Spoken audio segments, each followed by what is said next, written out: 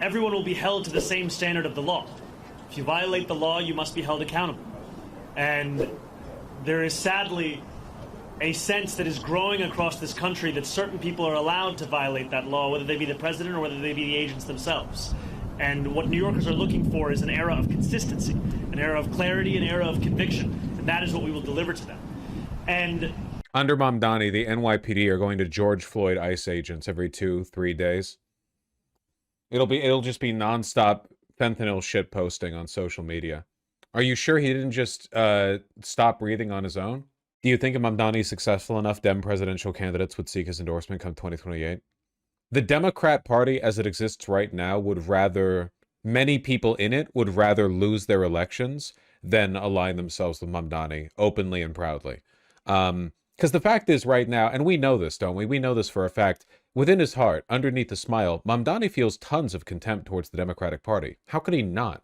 He won the Democratic primary, then didn't get an endorsement from either of the Democrat leaders.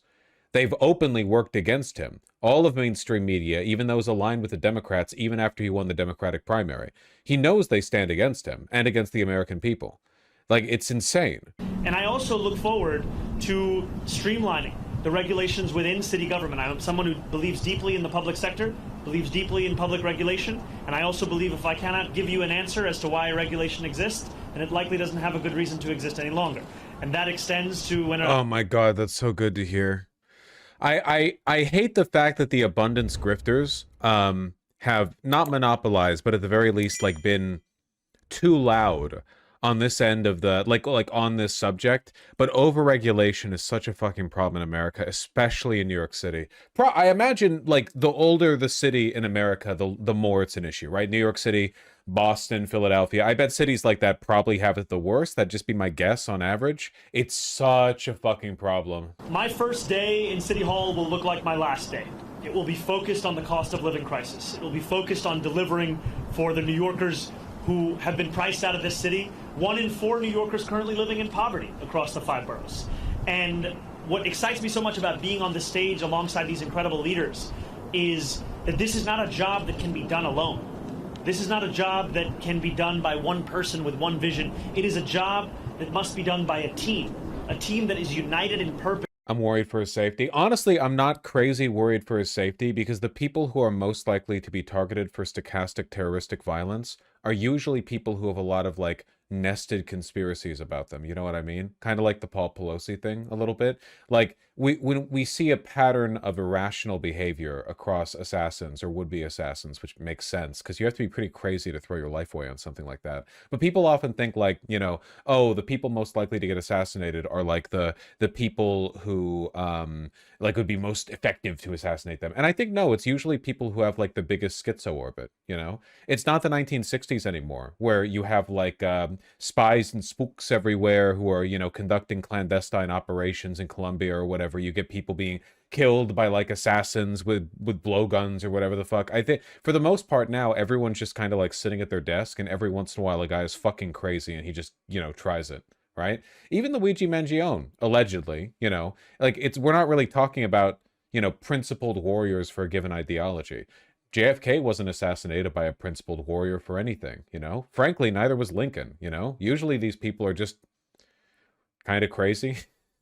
It's just crazy. What's a spook? It's an American word for a spy. I think it's a slur in the UK, but it's not here. I do hear that, though. In fulfilling the agenda that we ran on, an agenda of affordability. And for too long, we have heard from politicians who have told us what they can't do, when in reality... It's a slur here too. No, it's not. I've heard the word spook used in reference to, like, CIA agents many times. I don't think it's used as a slur here. Or if it is, maybe, like, I've never heard it used that way. I've never once heard it used that way. I think the governor has set a very good example for what it can look like to both keep a door open to speak with anyone about anything that could serve the interests of the people of this state, while also refusing to sacrifice those same people for the purpose of maintaining a relationship. And that is exactly the approach that I will take, is when President Trump wants to do something that will benefit this city, I will be there to say as much. But if he is looking to persecute or prosecute or punish the people of this city by virtue of who they are or where they live or where they came from, then I will fight him on that. Realistically, how much is Hochul letting happen? She's been agreeable to a number of things, including his universal childcare policy, which is by far the most expensive thing that he's advocated for. Like, nothing that he's advocated for is more expensive than that by like an order of magnitude. So if she's on board with that, something that can only be achieved by raising taxes, you know? Look, at the end of the day, it's good. And she does need his popularity, yeah. She's at risk of being replaced otherwise. You know, there were a few months ago where I told supporters across the city to stop donating. And today I am asking them to start once again. And I am asking them to do so because of the fact that a transition that can meet the moment of preparing for January 1st is one that will require staff, it will require research, it will require infrastructure. And those are things that we will have to provide. And I'm excited for the fact that it will be funded by the very people who brought us to this point, the working people who have been left behind by the politics of the city. I'm so fucking prepared to turn this channel into a 24/7 Mamdani stand channel. We're going to have to defend him against so many people. Against the Republicans, the mainstream Democrats, against the loser leftists who will complain the nanosecond he does anything pragmatic or compromises in any way. You know, he's going to get attacks from every angle, but he's going to be loved within New York City. Does this mean we're returned to debate? You people are insufferable. A light a god ray is pouring in through the clouds. Are we going to do debate? Are we going to debate the loser leftists? Buddy, future of the country's on the line right now, okay? The mayor has not invited me as yet to go to City Hall, but I look forward to having those conversations about the transition. Apparently Cuomo and Adams both did not call him for congratulations, but Sliwa did.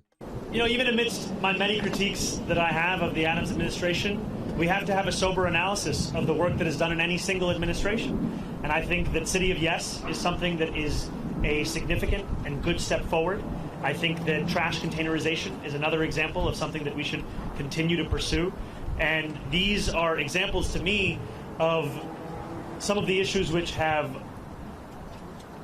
been long recognized by New Yorkers as ones that need to be contended with by government and ones that have simply been ignored. And I look forward to continuing on those issues and then correcting the course in many other areas of city government. I demand and RV parking in NYC. to working Fuck with you. the council and with the next speaker on delivering on an agenda of affordability for each and every person that calls the city home. Thank you guys so much. Thank you all. Oh my God, that was the full presser. Was it? I think it was. I thought it feels like it kind of cut off there, but that was where the Bloomberg TV feed cut out. Huh. I'm so invested in this shit, man. I'm so goddamn invested. I know it's a lot of like boring wonkery for you guys, but I'm so interested in seeing that it's that magical moment. What did he say when poetry becomes prose? When you go from the campaign to the actual leadership position. It's so difficult to stick that landing. And it's not that I don't trust him, I do. But this stuff is really important for future campaigns to model, you know? Man.